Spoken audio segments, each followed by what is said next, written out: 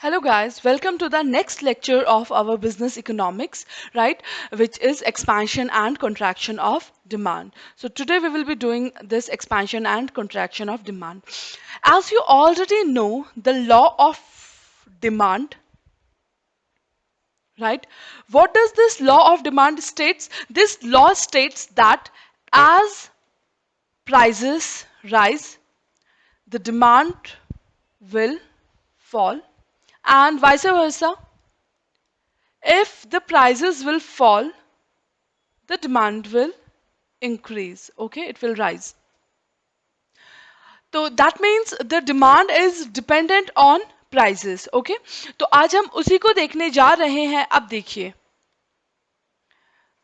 पहले प्राइस इतना था तो कितनी क्वांटिटी डिमांडेड हो रही थी? एम. अब प्राइस हो गया है, बढ़ गया है प्राइस, राइट? तो प्राइस बढ़ने से क्वांटिटी डिमांडेड क्या हो गई है? कम हो गई है. ओके, प्राइस बढ़ने से क्वांटिटी डिमांडेड कम हो गई है. और जब प्राइस घट गए तो क्वांटिटी डिमांडेड और ज्यादा हो गई है, राइट? कितनी हो गई है? पी पे हो गई है हमारी कितनी? एन. तो हमने यहाँ पे क्या चीज देखी कि मेरे पास 3 पॉइंट आए, ये 3 पॉइंट्स, ठीक है? तो अगर मूवमेंट पहले मेरा ये था पॉइंट, फर्स्ट पॉइंट, उसके बाद प्राइस बढ़ गए, पी से कितने हो गए? ये. तो मेरी डिमांड कम हो गई, ठीक है? ये पॉइंट आ गया तो शिफ्ट हो गया ना डिमांड, ठीक है? मेरी क्वांटिटी डिमांडेड शिफ्ट हो गई है, एम से कितनी आ गई है? एल. ठीक है? अगर प्राइस गिरते हैं, अगर प्राइस गिरते हैं तो मेरी क्वांटिटी डिमांडेड कितनी आ गई? N, right?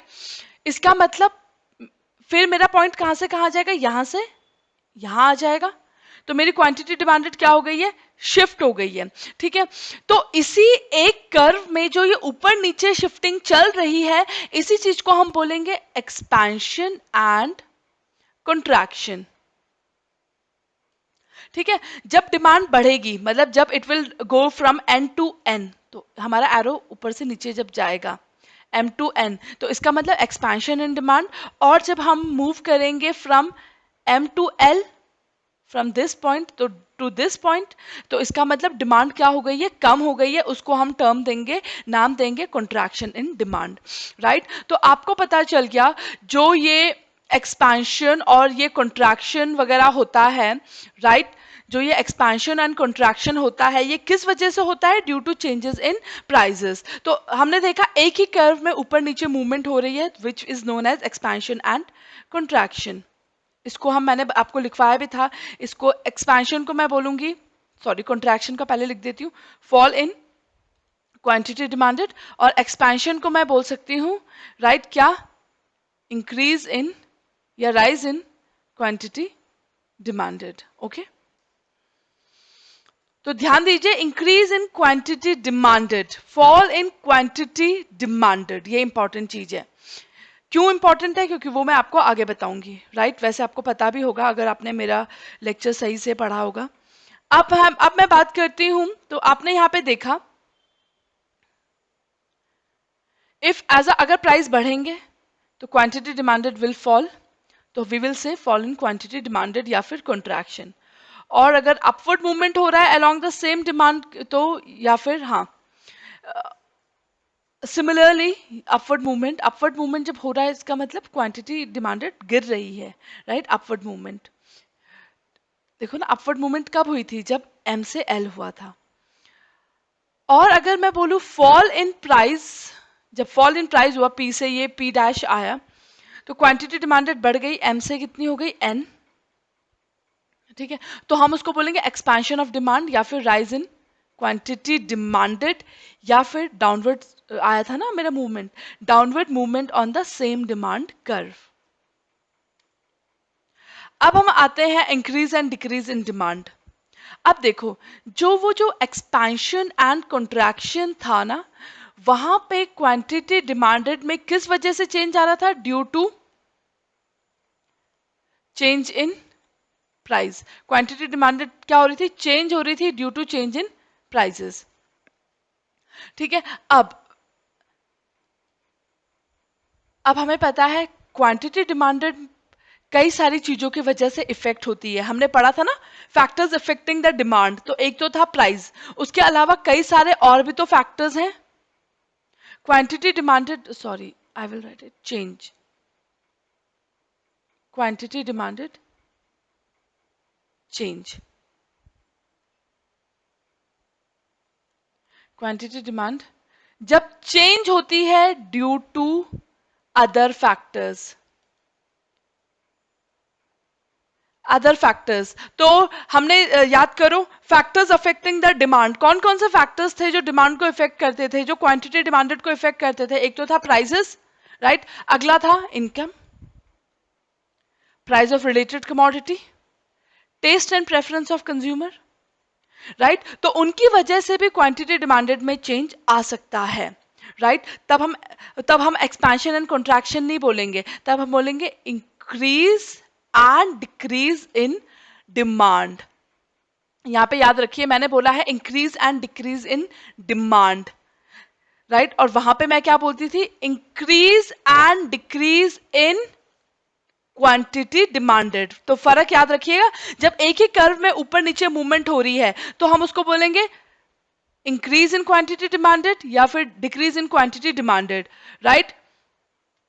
और जब, तो वो किस वजह से होता था? Due to change in prices, but जब अदर फैक्टर्स बीच में आ जा रहे हैं तो तब हम increase and decrease in quantity demanded नहीं बोलेंगे, मैं सिर्फ क्या यूज करूंगी? Increase and decrease in demand. तो मैंने यहां से क्वांटिटी शब्द क्या कर दिया है? हटा दिया है, ओके। तो जब अदर फैक्टर्स आ जाते हैं तो हम उसको क्या बोलते हैं? Increase and decrease in demand. तो देखते हैं, तो यहां पे हमने देखा it should be noted that expansion and contraction of demand take place as a result of change in prices, और फैक्टर्स क्या रहते थे? कांस्टेंट। अब हमने अदर फैक्टर्स को लेना है, what happens if there is change in consumer taste, preference, income, price of related goods, right. तो ये वही वाला केस देख रहे हैं। अब हम यहाँ पे अपनी इनकम को चेंज करते हैं, तो देखते हैं, पहले हमारे इनकम थे 20,000, फिर हमारी इनकम हो गई 25,000, प्राइस चल रहा है 5, राइट। तो जब 5 प्राइस पे, जब मेरी इनकम 20,000 थी, राइट, मैं कितनी यूनिट्स खरीदती हूँ? 10, और जब मेरी इनकम हो गई 25,000 बढ़ गई, तो मैं उसी दाम पे ज्यादा कमोडिटी परचेज कर सकती हूँ, 15, ठीक है। प्राइस कम हुए, 4 रुपए हुए, ठीक है। मेरी 20,000 की इनकम पे 4 प्राइस पे मैं कितनी चीज खरीद रही हूँ? 15 यूनिट्स। और 25,000 रुपए जब मेरी इनकम हो गई है तो 4 रुपए में मैं कितने यूनिट्स खरीद रही हूँ? 20, राइट। तो इस तरीके से मेरे पास ये फिगर्स आ गई। अब अगर मैं इनको प्लॉट करूं तो देखो, मैं प्लॉट कर देती हूं उसको। इस तरफ आप अपनी इनकम प्लॉट करिए, इस तरफ आप अपनी क्वांटिटी डिमांडेड प्लॉट करिए। तो क्वांटिटी डिमांडेड कितनी कितनी है रखो, ऐसी रखो जो सब 10, 15, 20, 25, 30, 35, 40, 45, 50, 55, 60 एंड 65, ओके। इनकम आप रखिए, सॉरी, इस तरफ प्राइस रखते हैं, ठीक है। Price and quantity demanded, price कितना कितना है? 1, 2, 3,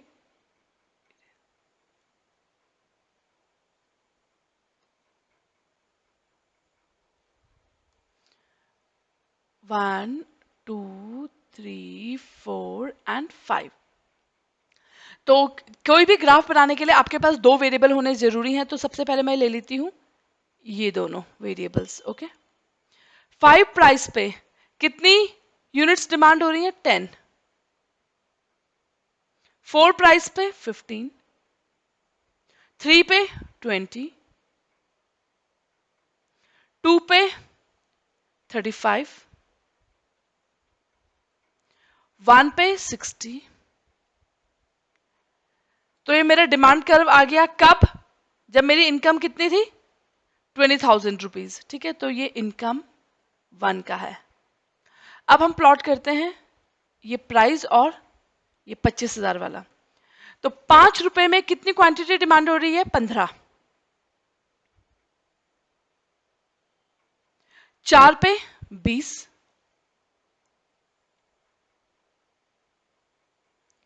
3 पे 25,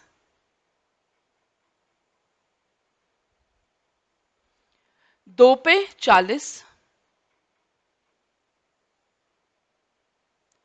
1 पे 65, 1 पे 65। तो आप अपना डिमांड कर्व देखिए, मेरा डिमांड कर्व ये आ गया कब? जब मेरी इनकम कितनी है? 25,000, इनकम 2 पे। तो हमने क्या देखा, अगर अदर फैक्टर्स चेंज होते हैं, अदर फैक्टर्स मतलब prices and all, other factors affecting the demand, जैसे कि इनकम चेंज हुई मेरी यहाँ पे, तो मेरे पास ना मेरा कर्व ही शिफ्ट हो जाता है। देखो ना, पहले मेरा कर्व ये था, अब मेरा कर्व शिफ्ट हो गया, ठीक है। तो हम इसको बोल सकते हैं क्या? Excuse me, shift in demand, ठीक है। मैं इसको क्या बोलूंगी? Shift in demand curve, okay. तो अगर मेरा कर्व यहां से यहां शिफ्ट हो रहा है, इसका मतलब क्वांटिटी बढ़ रही है ना, इसका मतलब कम क्वांटिटी, इसका मतलब ज्यादा क्वांटिटी, तो मैं इसको बोलूंगी क्या? Increase in demand. क्या यूज करूंगी मैं टर्म? Increase in demand. जबकि याद करो पहले क्या यूज करते थे, जब एक ही कर्व में ऊपर नीचे मूवमेंट होती थी तो हम बोलते थे इंक्रीज इन क्वांटिटी डिमांडेड, जबकि यहां पे मैं सिर्फ क्या बोलूंगी? Increase in demand, okay.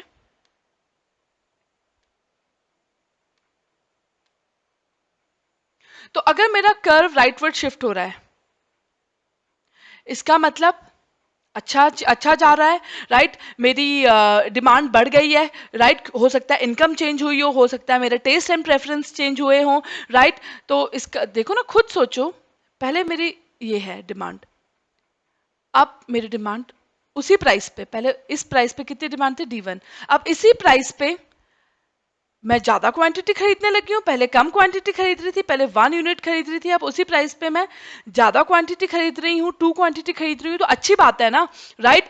तो यहाँ पे क्वांटिटी जो मैंने बढ़ाई है, जो मैंने ज्यादा क्वांटिटी खरीदी है, क्या वो इस वजह से खरीदी है कि प्राइस गिरे? नहीं, प्राइस तो उतना ही है, हो सकता है मेरी इनकम क्या हो गई हो? बढ़ गई हो, ठीक।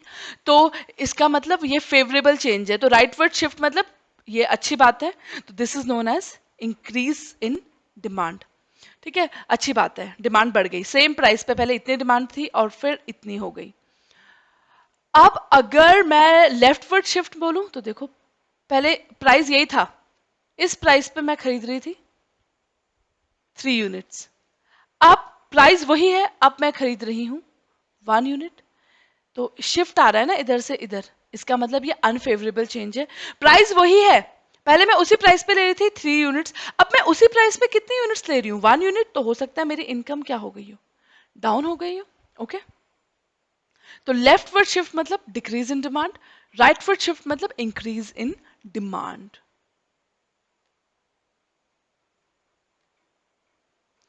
तो राइटवर्ड शिफ्ट हमने पढ़ा when more is demanded at each price, leftward shift मतलब when less is demanded at each price.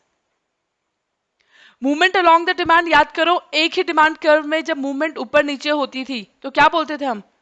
Expansion and contraction, या फिर क्या बोलते थे? इंक्रीज एंड डिक्रीज इन क्या? Quantity demanded. और शिफ्ट ऑफ कर्व में हम क्या बोलते थे? शिफ्ट, या तो हम सिंपल शिफ्ट ऑफ कर्व बोलेंगे, या फिर हम क्या बोलते हैं? इंक्रीज इन डिमांड, या फिर हम बोलते हैं डिक्रीज इन डिमांड, ठीक है। तो एक ही मूवमेंट, एक ही कर्व में जो ऊपर नीचे मूवमेंट आ रही हैं एक ही डिमांड कर्व में, वो किस वजह से आ रही हैं? बिकॉज ऑफ प्राइस चेंजेस, ठीक।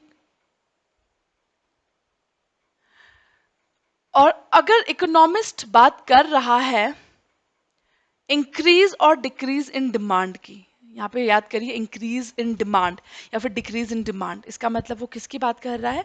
अदर फैक्टर्स की बात कर रहा है, और यहाँ पे कर्व ही क्या हो रहा है मेरा?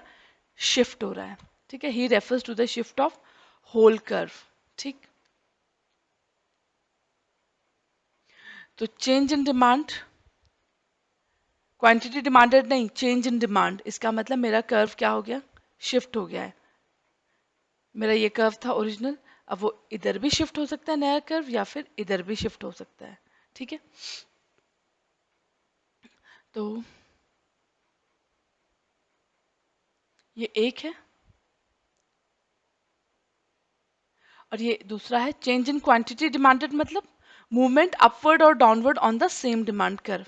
एक ही कर्व में ऊपर नीचे मूवमेंट हो रही है, कभी क्वांटिटी ज़्यादा है कभी कम है, तो इसको मैं बोलूँगी क्या, बढ़ रही है तो एक्सपेंशन, या फिर इंक्रीज इन क्वांटिटी डिमांडेड। और अगर मेरा कर्व ही शिफ्ट हो गया, ये वाला नया कर्व है मेरा, तो मैं इसको बोलूँगी इंक्रीज इन डिमांड। सिर्फ डिमांड वर्ड यूज करूंगी, इंक्रीज इन डिमांड। और एक ही कर्व में ऊपर नीचे होता था तो मैं बोलती थी increase in quantity demanded.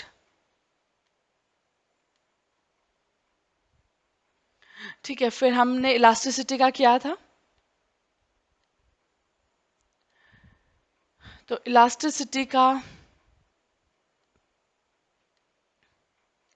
Formula क्या था, वही क्वांटिटी में कितना रिस्पॉन्स आएगा अगर कुछ वेरिएबल्स चेंज होंगे। वो वेरिएबल्स क्या था, क्वांटिटी डिमांडेड में तो कई सारी चीज़ों की वजह से फ़र्क पड़ता है, जैसे कि प्राइजेस की वजह से भी पड़ता है। अगर क्वांटिटी ऑफ एप्पल की बात करूं, तो क्वांटिटी ऑफ एप्पल किससे इफेक्ट होगी, प्राइजेस ऑफ एप्पल से इफेक्ट होगी, या फिर इनकम की वजह से भी इफेक्ट हो सकता है क्वांटिटी ऑफ एप्पल, या फिर प्राइस एप्पल की quantity price of related good की वजह से भी इफेक्ट हो सकती है। ठीक, तो ये सारे वेरिएबल्स हैं जो इफेक्ट डालते हैं किसके ऊपर, क्वांटिटी डिमांडेड के ऊपर। ठीक, तो elasticity of demand is defined as responsiveness of quantity demanded. Quantity demanded में कितना चेंज आया due to change in any of the variables. Price change होने की वजह से कितना चेंज आया, तो वो हो जाएगा प्राइस इलास्टिसिटी। इनकम चेंज होने की वजह से कितना चेंज आया क्वांटिटी डिमांडेड में, that will be known as income elasticity of demand.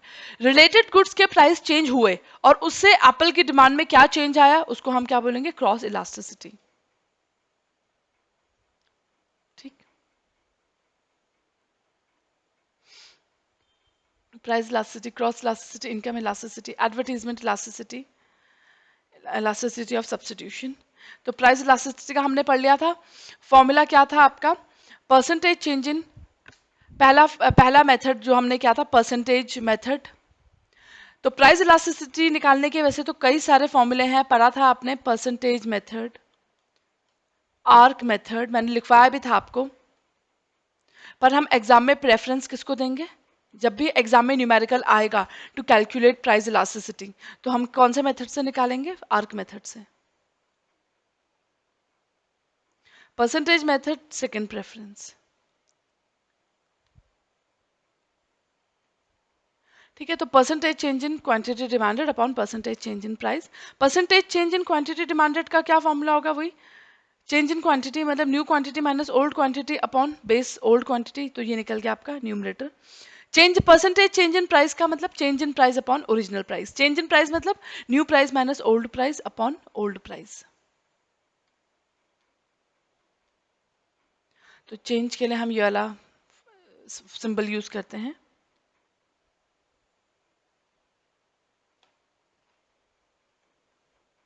We ignore negative sign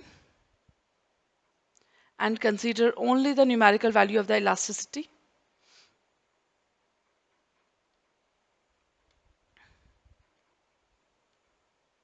तो आपने परसेंटेज मेथड से किया था, आपका आया -1.5, तो आप कैसे लिख देंगे अपना आंसर एग्जाम में, -1.5। ओके, और अगर आर्क मेथड में आपका आंसर आता है -1.5, तो आप अपना आंसर सिर्फ कितना लिख देंगे, 1.5। Okay,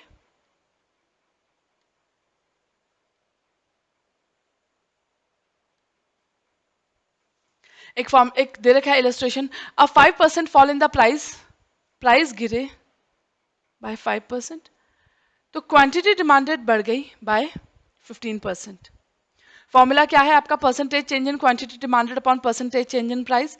percentage change in quantity demanded कैसे निकलेगा, पता है आपको, new quantity minus old quantity upon old quantity.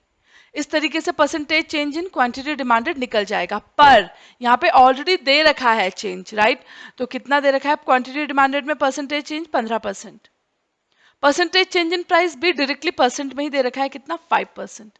तो आपका आंसर आ गया 3। ठीक, इसका मतलब 1 से ऊपर है इलास्टिसिटी, राइट? 3 है, इसका मतलब प्रोडक्ट की क्या है? Elastic demand.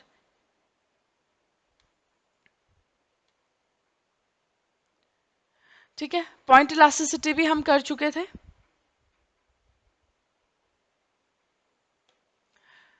ठीक है, ये फॉर्मूला आप एज इट इज रट लीजिएगा क्योंकि इसका कोई ऐसा कोई रेलेवेंस नहीं है। इसका रेलेवेंस आएगा आगे, मैं आपको बताऊंगी। बस एक क्वेश्चन सॉल्व करने के लिए आता है वो भी, राइट?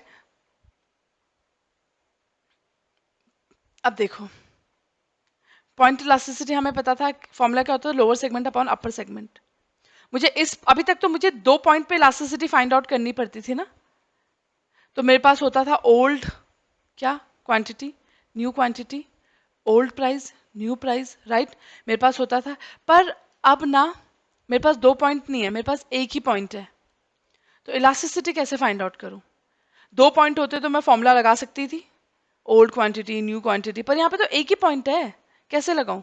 तो lower segment upon upper segment. ठीक, और ये मैंने आपको कराया भी था।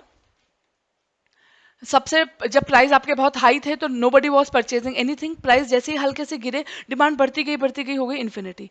अब लोगों के पास वो चीज आ चुकी है, पर फिर भी अभी भी अगर आप प्राइस गिराएंगे बाय 2% तो क्वांटिटी डिमांडेड बढ़ेगी बाय 5%। तो डिमांड का रिस्पॉन्स ज्यादा है ना, तो इसलिए इलास्टिसिटी ग्रेटर देन 1। तो स्टार्टिंग में आपको इसी टाइप का देखने को मिलेगा कि प्राइस गिर रहे हैं बाय 2%, क्वांटिटी डिमांडेड बढ़ रही है बाय 5% या 10%, डिमांड का रिस्पॉन्स ज्यादा है। फिर एक टाइम ऐसा आएगा प्राइस घटे बाय 2%, डिमांड भी बढ़ी बाय 2%।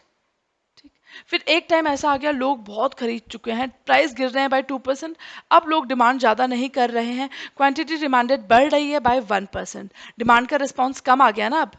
ठीक है, इसका मतलब जब डिमांड का रिस्पॉन्स कम आता है तो हम क्या बोलते हैं? इन इलास्टिक डिमांड, या फिर हम बोल सकते हैं इलास्टिसिटी लेस देन 1। और एक पॉइंट ऐसा आएगा कि प्राइस गिरे बाय 2%, डिमांड में जीरो चेंज आया, लोगों ने वो चेंज किया ही नहीं क्योंकि लोगों के पास अब इनफ हो चुका है, people have enough of this commodity now. ठीक, उसके बाद हम आ जाते हैं आर्क इलास्टिसिटी पे, राइट? आर्क इलास्टिसिटी हमने क्या था, ये सबसे इंपॉर्टेंट एक फॉर्मूला है जो कि एग्जाम में आप यूज करेंगे, राइट? आर्क इलास्टिसिटी क्या फॉर्मूला था, याद करो। Q1 minus Q2 into P1, Q1 minus Q2 upon Q1 plus Q2 into P1 plus P2 upon P1 minus P2। Derivation मैं आपको बता चुकी थी। इस फॉर्मूले को प्रेफरेंस देनी है एग्जाम में वाइल कैलकुलेटिंग द इलास्टिसिटी। ठीक, तो ये हम कर चुके थे। इंटरप्रिटेशन भी हमने कर लिया था। इलास्टिसिटी ऑफ डिमांड कहीं पे भी रेंज कर सकती है, जीरो से लेके इन्फिनिटी तक। अगर इलास्टिसिटी जीरो है इसका मतलब इलास्टिसिटी मतलब डिमांड, डिमांड जीरो है इसका मतलब डिमांड में कोई चेंज नहीं आया है। प्राइस चेंज हुए बट क्वांटिटी डिमांडेड में कोई चेंज नहीं आया है। इलास्टिसिटी इज 1, इसका मतलब बराबर प्रतिशत चेंज आया है। प्राइस बढ़े हैं अगर बाय 5% तो डिमांड भी गिरी है बाय 5%, बराबर चेंज। ठीक है, इसको हम बोलेंगे इलास्टिसिटी, यूनिटरी इलास्टिसिटी या इलास्टिसिटी इज 1। और वैसे भी फॉर्मूला क्या होता है? Percentage change in quantity demanded 5 upon percentage change in price 5। कितना आंसर आ गया? 1। तो 1 क्या होता है? Unit elastic. Elasticity is greater than 1 when percentage change in quantity demanded is greater than percentage change in price। ये कौन सा वाला केस है? परसेंटेज, प्राइस गिरे बाय 5%, पर हमने क्या देखा? क्वांटिटी डिमांडेड में ज्यादा रिस्पॉन्स है, इट इज ग्रेटर। प्राइस गिरे बाय 5%, क्वांटिटी डिमांडेड बढ़ गई बाय 20%। तो क्वांटिटी में ज्यादा रिस्पॉन्स है ना, जब क्वांटिटी में ज्यादा रिस्पॉन्स होता है तो हम देख के बता सकते हैं 5 और 20 कंपेयर करो, डिमांड में ज्यादा चेंज है, राइट? डिमांड ज्यादा रिस्पॉन्ड कर रही है, इसका मतलब डिमांड इज इलास्टिक।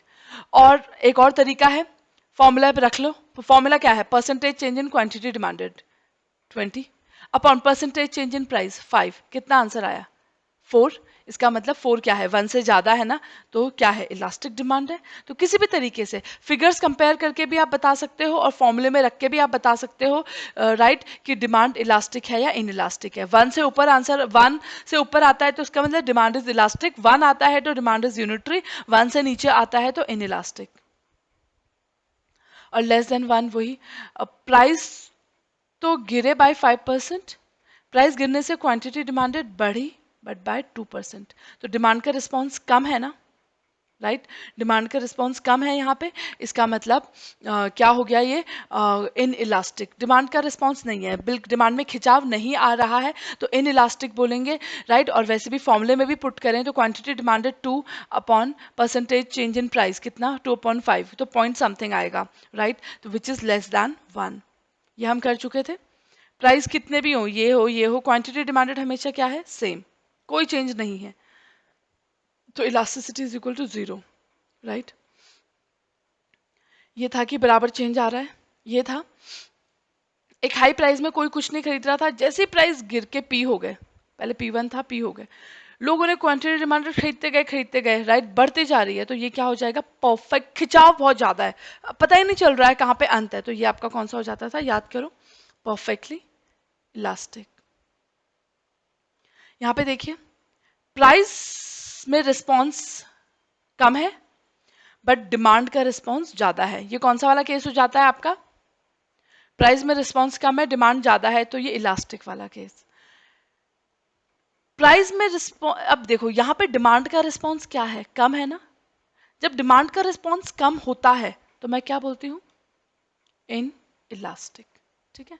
डिमांड का रिस्पॉन्स कम है इन कंपैरिजन टू प्राइस, तो इलास्टिक है कोई चीज या इन इलास्टिक है, तो कैसे बताओगे आप, डिमांड को चेक करोगे, डिमांड का रिस्पॉन्स चेक करके, ठीक है।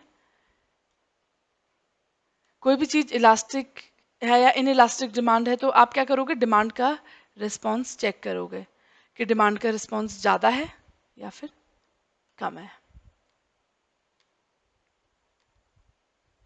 वर्बल डिस्क्रिप्शन वही है सब, न्यूमेरिकल मेजर ऑफ इलास्टिसिटी दे रखा है कि अगर जीरो है तो आपको पता है क्वांटिटी डिमांडेड बिल्कुल भी चेंज नहीं हुई है। दो एक्सट्रीम केस, एक जीरो वाला और एक इन्फिनिटी वाला, उसको मैं परफेक्टली वर्ड यूज कर देती हूँ।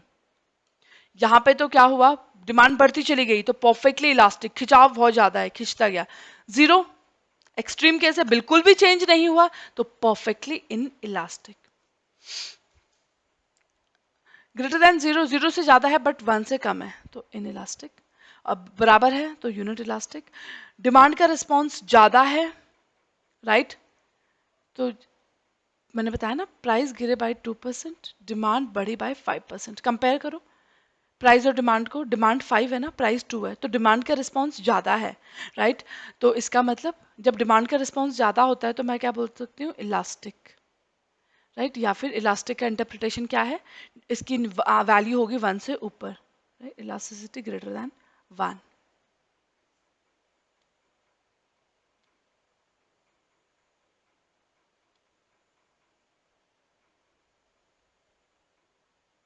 ठीक है, तो ये आप फॉर्मूले, ये आप कल कैलकुलेट कर लेंगे। हमने ये भी पढ़ा था वीट और राइस वगैरह की डिमांड इन इलास्टिक होती है, क्यों, क्योंकि वो चीज़ एसेंशियल है और अगर उनके प्राइसेस बढ़ भी जाएं तो उनकी क्वांटिटी डिमांडेड में खास चेंज नहीं आएगा, राइट। और वैसे भी वो उन चीज़ों में पैसा लगता ही कितना है, इसीलिए उनके प्राइस बढ़ भी जाएं तो उनकी क्वांटिटी डिमांडेड में उतना ज़्यादा रिस्पॉन्स नहीं आएगा, राइट, कम रिस्पॉन्स आएगा। प्राइस बढ़े बाय 20%, क्वांटिटी डिमांडेड घटी बट बाय 2%, भाई दाल चावल तो खाना ही है ना, तो प्राइस जब बढ़ गया बाय 20%, क्वांटिटी डिमांडेड घटी बट बाय 2%, तो डिमांड का रिस्पॉन्स कम है ना यहाँ पे, राइट, 2, तो इसका मतलब इनइलास्टिक, ठीक।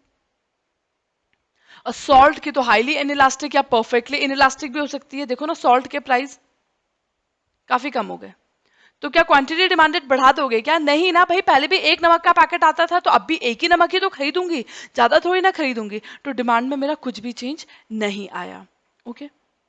तो सॉल्ट इज, सॉल्ट का कैसे भी हो सकता है, हाईली इनइलास्टिक या परफेक्टली इनइलास्टिक भी हो सकता है। कल हम करेंगे आउटले मेथड, वैसे ही आप कर चुके हैं तो आप अपना ये एक बार रिवाइज कर लेना। ओके, तो that's all for you today's class.